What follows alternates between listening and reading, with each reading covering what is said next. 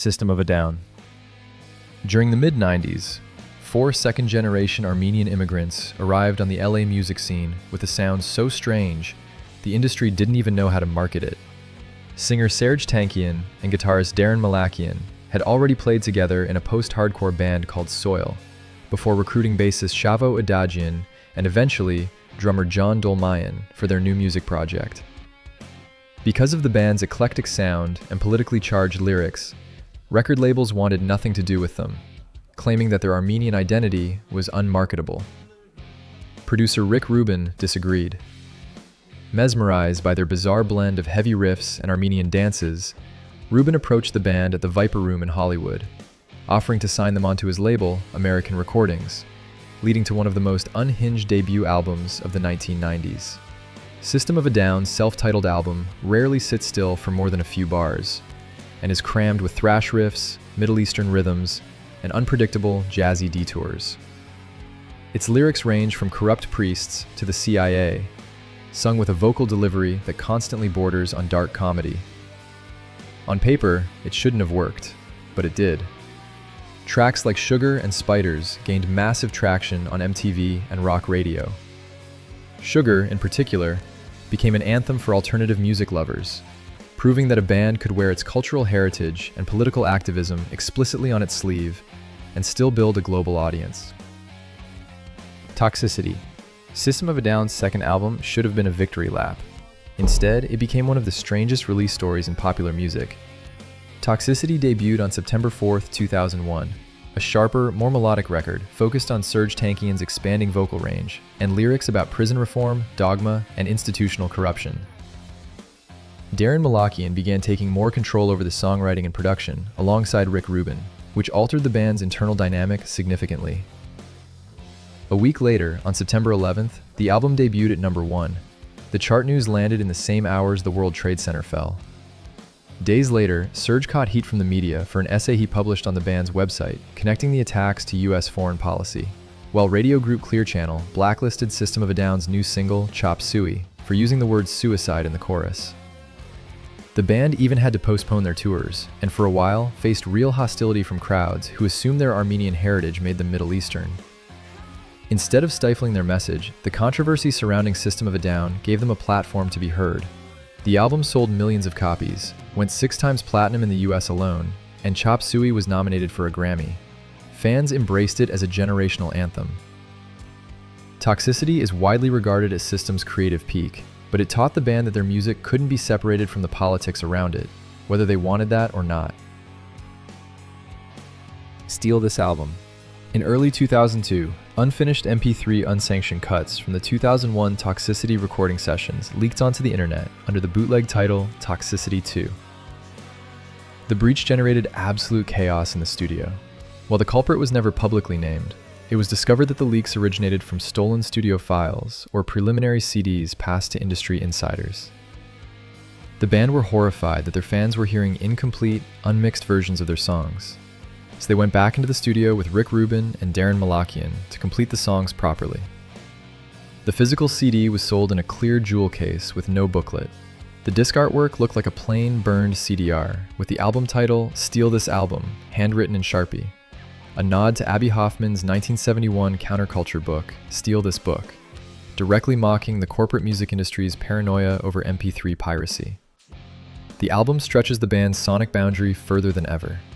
Songs like IEAIAIO blend speed-talking tongue twisters with thrash metal, while a brand new track titled Roulette features 0 heavy guitars or drums, relying entirely on acoustic guitars and string arrangements.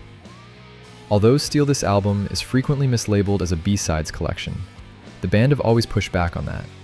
Tankian has said the songs simply didn't fit Toxicity's continuity, not that they were lesser material, and both he and Dolmayan have separately named it their favorite System of a Down record. Steal This Album is a footnote in most tellings of the band's story, but it reveals that even when circumstances were taken out of their hands, System of a Down insisted on finishing things their own way, on their own terms. Mezmerize. By 2005, System of a Down were ready to make the most ambitious statement yet. A double album released in 2 halves, just 6 months apart. But the balance of power inside the band had already shifted.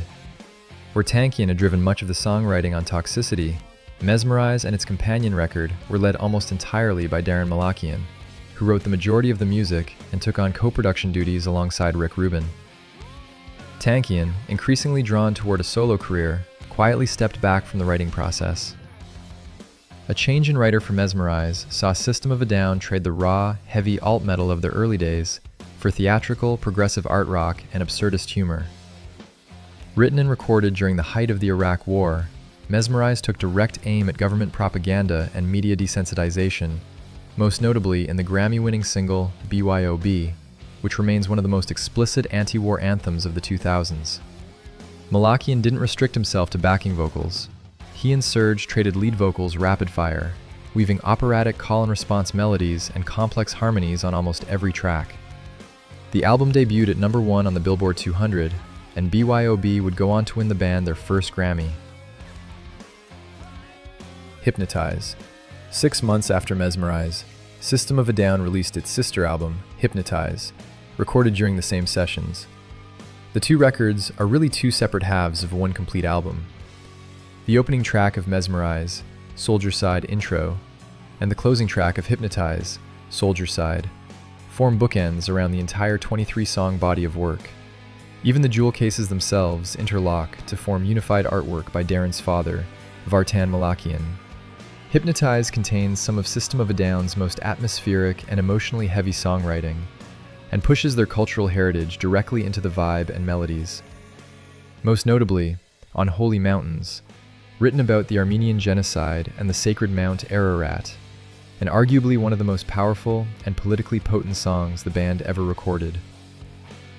When Hypnotize debuted at #1 on the Billboard 200, selling over 320,000 copies in its first week, System of a Down became one of only 5 musical acts in history, alongside the Beatles, Frank Sinatra, Tupac, and DMX, to have 2 separate #1 albums in the same year.